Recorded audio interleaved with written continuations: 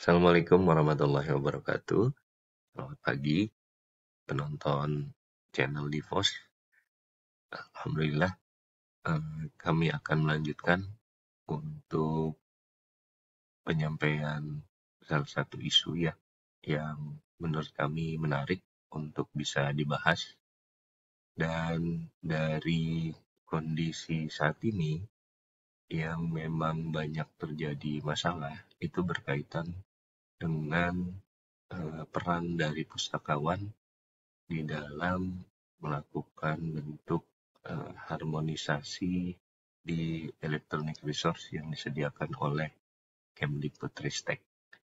Dalam hal ini, kami akan membahas mengenai dua sistem utamanya, antara lain ada Garuda dan juga Sinta, yang paling banyak mendapatkan perhatian adalah tidak adanya proses updating yang cepat dan juga mengakibatkan ada beberapa bagian yang kategorinya blank page ya di dalam masing-masing sistem. Dan perlu diketahui untuk sistem yang tersedia di dalam Kemdikbudristek itu sejak 2021 ataupun 2022 ya. Di sana ada perkembangan terakhir yang kami ingat, yang mana para penonton channel Divos mungkin ingat dengan salah satu skema di dalam pengembangannya, antara lain seperti ini. Ini dia.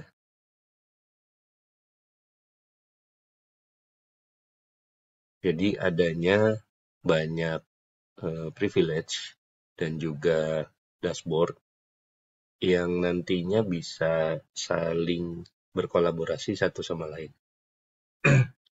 Antara lain di sini kalian bisa melihat ada verifikator pusat, ada verifikator wilayah di sini. Kemudian ada verifikator PT, dalam hal ini yang ditunjuk adalah LPPM setempat. Kemudian verifikator perguruan tinggi ya, yang nantinya ada beberapa user yang memang sudah diizinkan oleh verifikator pusat ataupun wilayah untuk melakukan proses tindak lanjut ya dari segi dashboard backend yang ada di dalam Sinta. Kemudian ada juga yang berkaitan sama full access di sini dari sisi dosen dan juga peneliti dan juga masyarakat luas di sini. Yang perlu diperhatikan kembali dari verifikator pusat ke verifikator PT dan juga ke author, ini biasanya ada beberapa gap yang bisa kita berikan contoh. Contoh yang bisa kita lihat adalah kasus dari artikel saya pada 2023. Itu ada satu bagian yang terkategori tidak terakreditasi jurnalnya. Rekan-rekan bisa melihat di sini. Saya coba highlight. Nah, ini khususnya ya. Ini artikel saya terindeks di jurnal Muharrik, jurnal dakwah dan sosial. Saya bidangnya adalah sains informasi. Di dalam salah satu sub sains informasi itu berkaitan dengan digital literasi. Saya menulis mengenai strategies to address the negative impact of misinformation through strengthening digital literacy.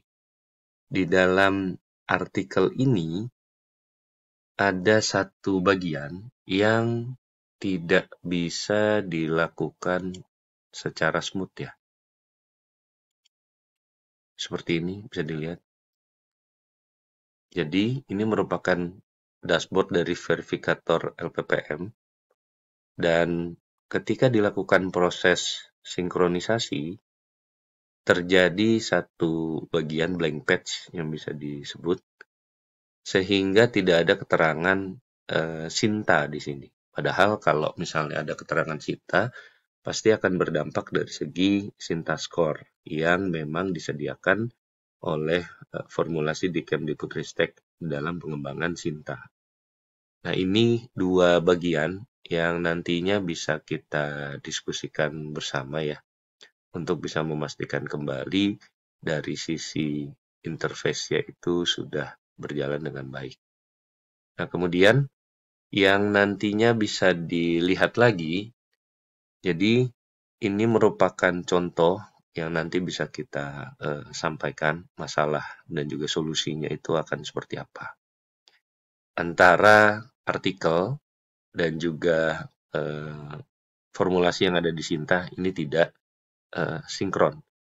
Idealnya adalah seperti ini. Jadi ketika sudah ada artikel yang terindeks dan sudah publish maksudnya, kemudian nanti artikelnya terindeks, itu akan menghasilkan profil dari artikelnya itu muncul dan ada keterangan profiling dari sisi indeksasi yang memang sudah disesuaikan dengan publikasi di jurnal Sinta berapa. Nah, ini contoh-contoh yang bisa kita angkat di dalam diskusi kali ini. Nah, kami ingin mencoba untuk mengingatkan kembali, jadi dari sisi pengembangan sistem di dalam Kemdikbudristek, kalau kita membicarakan masalah Garuda dan juga Sinta, itu harus ada flowchart seperti ini. Jadi rekan-rekan bisa memastikan lagi flowchart-nya itu harus bisa berjalan dengan baik. Antara lain, ketika artikelnya itu sudah diterbitkan di dalam OJS, rekan-rekan bisa memastikan kembali kalau OAI OJS-nya itu sudah berjalan. Jadi OAI OJS-nya itu sudah bisa aktif dan nantinya secara otomatis ataupun kita juga bisa minta ke bagian helpdesk dari Garuda, metadata yang ada dari artikel yang diterbitkan itu sudah masuk ke dalam Garuda. Ketika dua ini sudah ada, baik Garudanya itu Garuda dari sisi jurnal dan juga Garuda dari sisi profile, jadi keduanya ini harus tersedia. Nah, posisinya kita bisa melihat dari contoh berikut. Ini contoh dari sisi jurnalnya.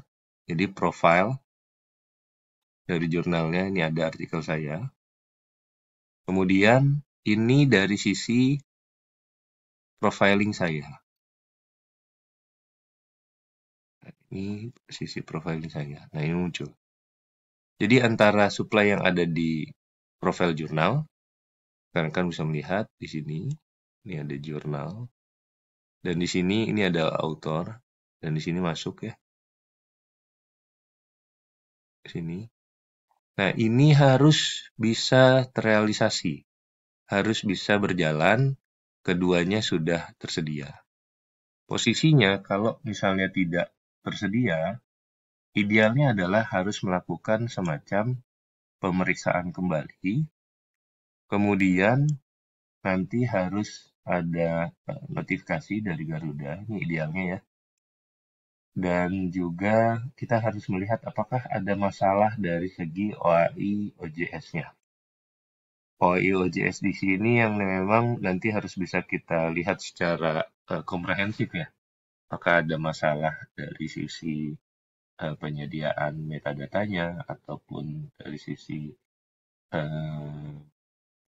izin yang diberikan di dalam server ataupun hal-hal lain yang memang berkaitan sama sebuah tampilan yang memang dihasilkan di dalam OAI PMH versi OJS jurnal tersebut.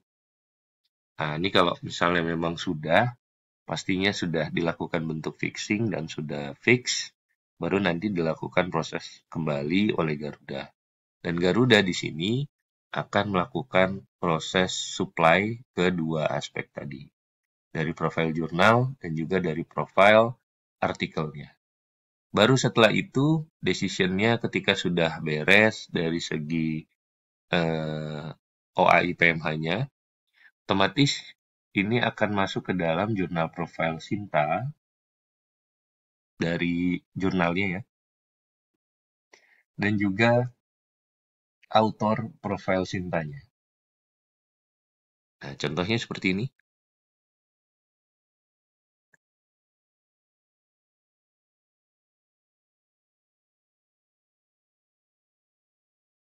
Ini contohnya. Jadi ini adalah profil dari artikel saya. Profil-profil dari saya selaku dosen. Dan ini profil dari jurnalnya. Nah ini. Jadi kalau posisinya seperti ini, nanti akan masuk ke dalam satu bagian, ada bentuk formulasinya. Nah ini yang memang harus bisa dipahami oleh para dosen ataupun peneliti yang nantinya menjadi end user ya dari pustakawan. Ketika posisi ini sudah dipahami oleh pustakawan, harapannya sebuah literasi mengenai informasi publikasi ilmiah yang ada di Indonesia itu bisa tersampaikan dengan baik. Ini merupakan ekosistem yang dibangun oleh Kemdikbudristek untuk melakukan bentuk pemetaan dan juga monitoring dari setiap capaian dan juga rekognisi yang dihasilkan oleh sivitas akademika di khususnya perguruan tinggi dan juga di lembaga penelitian.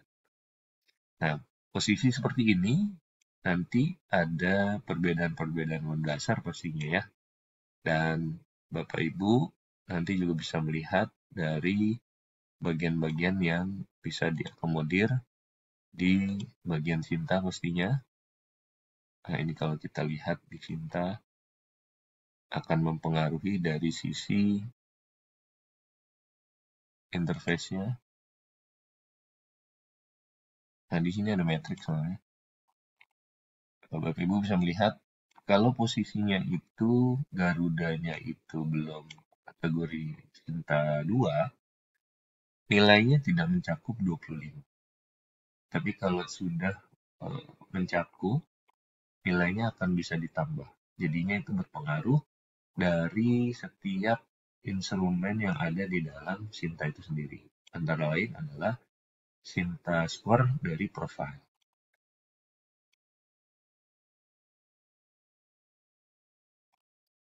Nah, ini nanti akan mempengaruhi. Ini dia.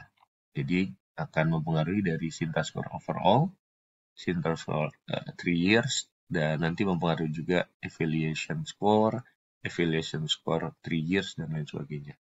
Dan pastinya juga akan berdampak dari segi kelembagaan.